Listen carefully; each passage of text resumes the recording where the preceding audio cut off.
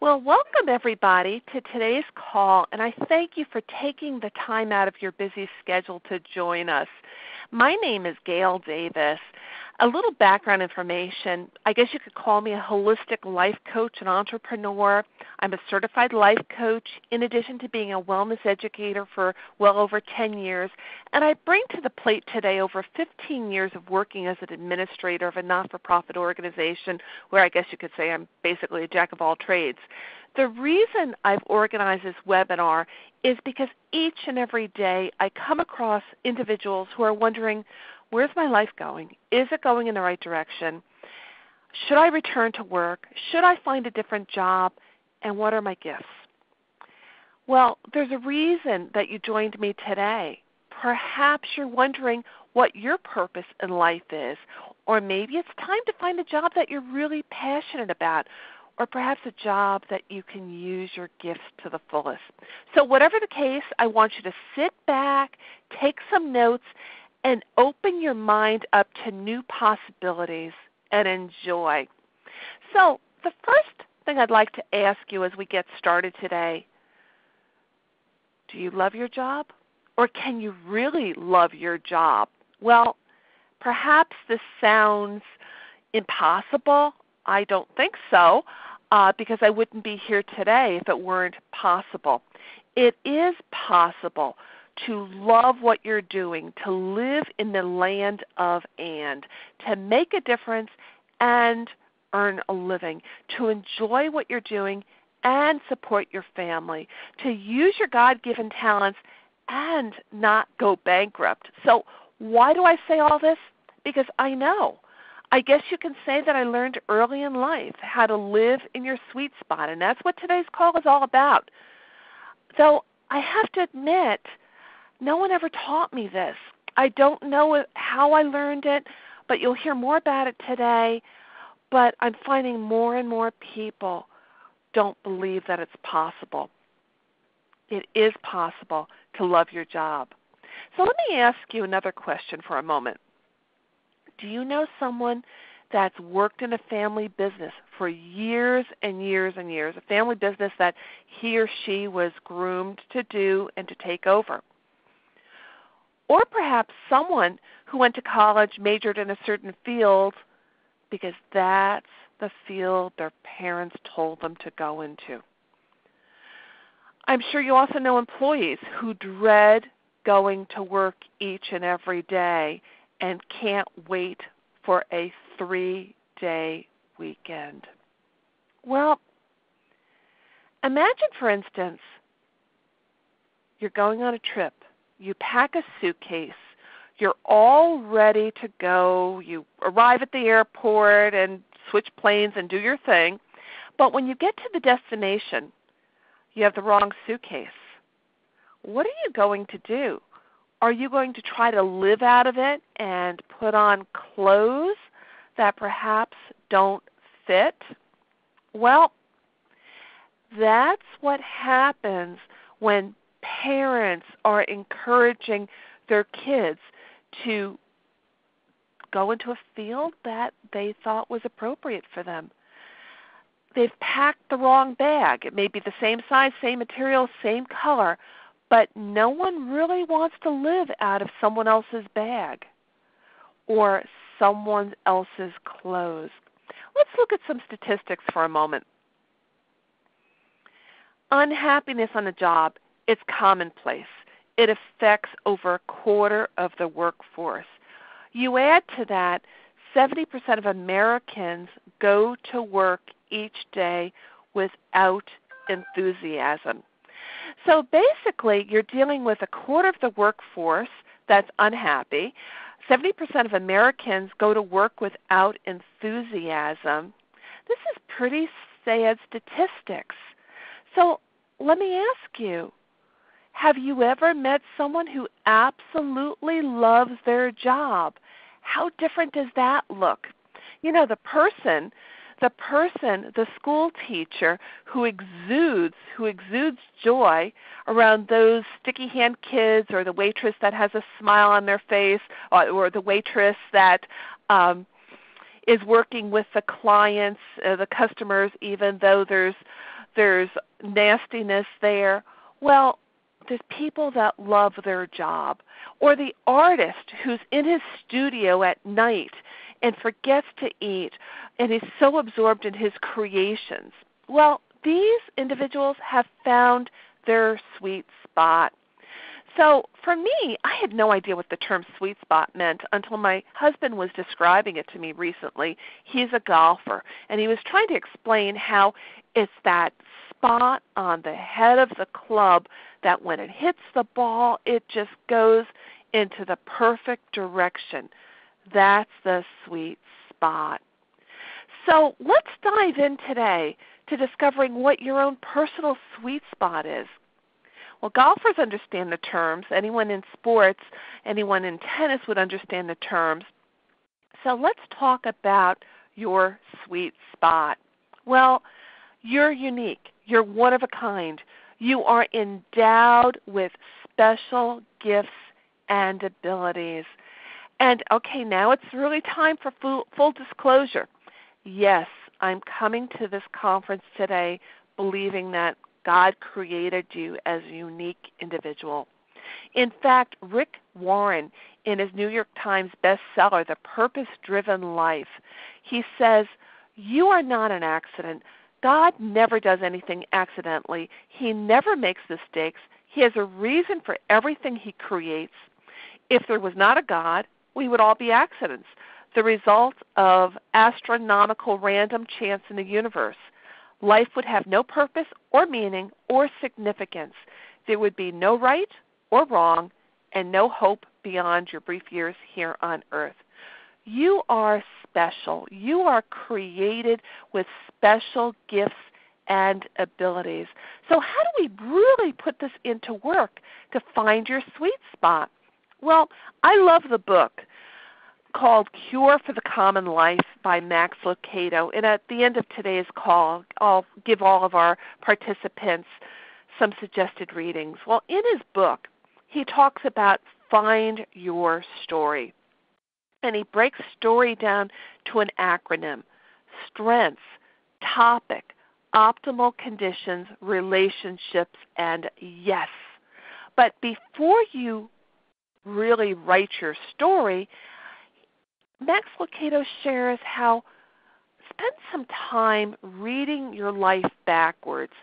Think back to a time when you were a child, maybe 6 to 12 years old. What were the 5 to 10 qualities that were true of you? If this is an exercise that you're going to do, just do it very quickly. Just think quickly. What are the 5 to 10 qualities that were true when you were 6 to 12 years old?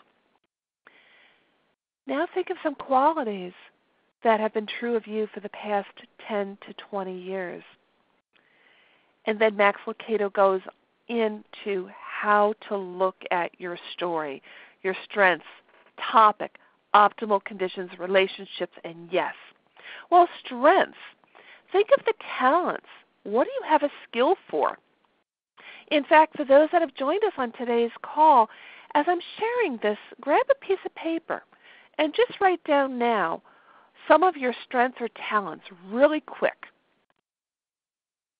What comes to mind, maybe the top 1 or 2 strengths or talents. What comes easy? What are some of your natural abilities and talents? What do people come to you for free, ask you to do for them, and they get excited over? What do people often compliment you on? What were you born to do? Those are your strengths. Those are your natural, inborn talents. Secondly, topic. As you look back at your life, what verbs or nouns or objects were involved? What did you enjoy playing with? What were the optimal conditions? What factors triggered your emotions? Some people speak to need. Others are motivated by problems. What did you want to work with? What excited you or motivated you? What got you out of bed in the morning? And I'll give you an illustration in a moment to help put this really to illustrate this so that you understand what I'm talking about. The third thing is optimal conditions. What were the conditions in your environment that made things work? For example, some people work best under pressure. Some need challenges. Some like structure. Some like an audience. What triggers you? And then relationships. What kind of role or relationship to others did you seek in the task? And yes, when did you feel God's pleasure? For those that know the movie Chariots of Fire, Eric Liddell said, God made me fast, and when I run, I feel his pleasure. What were you doing when you felt yes? So let me really help you put now some flesh onto the skeleton that I've given you. Reading my story backwards as a child, I always loved to talk to strangers. I would talk to the postman when I was 7 or 8 years old. In fact, during the summer, I would ride my bicycle and follow him on his route. Well, that wouldn't happen these days. Or how about the mom on the playground I would talk to? When I wasn't talking to people, I was talking to my imaginary friend Betsy. In fact, I remember a time I got into an elevator, and this was back in the day when there were elevator attendants. And I said to the elevator attendant, "Oh my goodness, you forgot Betsy." Well, I was always talking to people, so people were key in my life. Secondly, I was always creating, whether it be the paper dolls or clothes for my Barbies or arts and crafts, different projects. And when I wasn't creating, I was volunteering and helping others. I was a candy striper while in junior high school. I was a hospital volunteer while in high school. I was an ambulance paramedic while in college. And then even as I progressed to high school, the creating was just so prevalent with the art club and their yearbook and their literary art magazine. And even in college, I remember combining my art with health and biology. As I said, a paramedic with the ambulance corps, an art editor of a college publication. So basically, reading my life, I see 3 threads: people, creativity, and helping others. I challenge you at the end of today's call to think through your life, to read it backwards. What were some commonalities?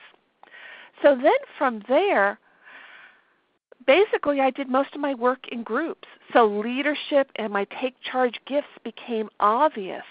And then as I went into adulthood, my creativity developed further into creating, whether it be helping my brother create a printing company or a not-for-profit ministry, or finally my company, Hisassociates.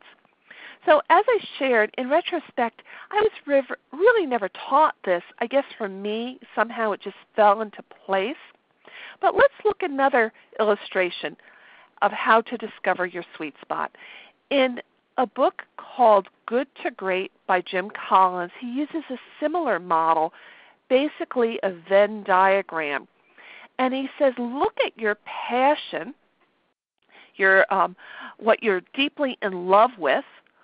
Look at what you're best at, your God-given talent, and then look at what you can make money with or at. And the intersection of all 3 is your sweet spot.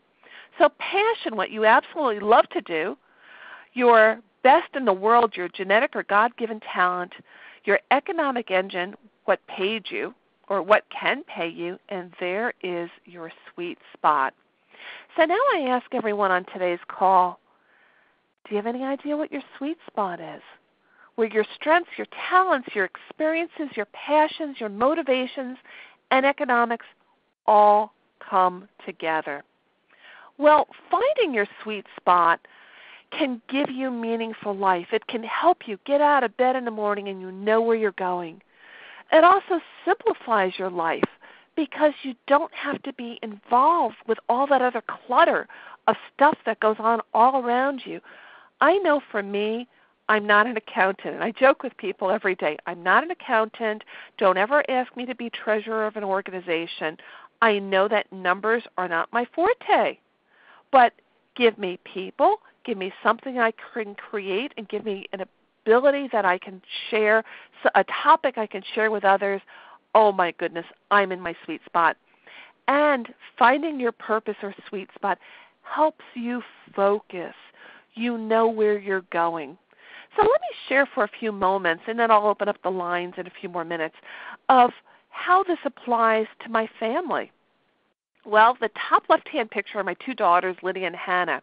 Well, Lydia, the one that's holding Hannah, Lydia is involved in sports. She's involved in different ministries, and she loves to help others. Well, as a child, we always knew that she had a special calling, and she's been playing volleyball at high school, basketball at high school, and this summer she's able to focus on all of this, working in a summer camp with kids. Her goal in life is to go into physical education with a minor in youth ministry. Hannah, the one that's being swung around, she absolutely loves kids. In the past 5 years, she's helped out with junior church at our church. She just glows when she's around kids. And then Josiah, he's the sharp-looking dude with the black in the lower corner. Well, he's been gifted from an early age with singing, and his desire in life is to be an opera singer. I remember Josiah, 4 or 5 years old, standing on the pew at church, singing at the top of his lungs, "Jesus loves me," and it was totally in tune. So Josiah is finding his sweet spot by studying opera, and his goal in life is to go to the Metropolitan Opera. I really believe he will. And then you have my husband and I. Well, we have truly found our sweet spot. It's called living in the land of and. We're able to help others, make a difference, earn a living, and enjoy what we're doing in the meantime. And basically, finding our sweet spot has helped propel us as we go on with the next chapter in our life, because we would like to start a retreat center called the Shepherd's Inn in Northeast Pennsylvania, offering a respite retreat to single-parent families, those involved in not-for-profit ministries, those that are stressed and burnt out, offering life coaching, wellness coaching, holistic coaching, and that's where our heart is. So what I'd like to pose to everybody today, and here's a picture of our land in Northeast Pennsylvania with the future Shepherd's Inn. So what I'd like to pose today to everybody is to find your sweet spot, to find that place that you're truly called, that you can say yes and you get excited each and every day. You have to really take time to discover your God-given purpose. Spend time journaling, soul-searching, and writing out your story, as Max Lucado describes in the book Cure for the Common Life. I'm also recording this webinar, which I will make available to everybody if you'd like to care to re-listen to it. But also, send me an email. I would love to hear from you, to hear how your journey is finding your sweet spot. And as a special gift to everybody on today's call, I'd like to help you, give you a gift to help you explore your sweet spot in life, your God-given purpose, and to give you a free complimentary life coach session. You see, I am just so blessed that I saw from an early age where our calling was, what my purpose in life is, and our thrill is to help others find the same. Well, some of the recommended readings today: Cure for the Common Life by Max Lucado, Discover Your Strengths by Marcus Buckingham. I quoted from The Purpose-Driven Life by Rick Warren, and Strength Finders 2.0 by Tom Rath. So what I'm going to do in a moment is open up today's call. So therefore,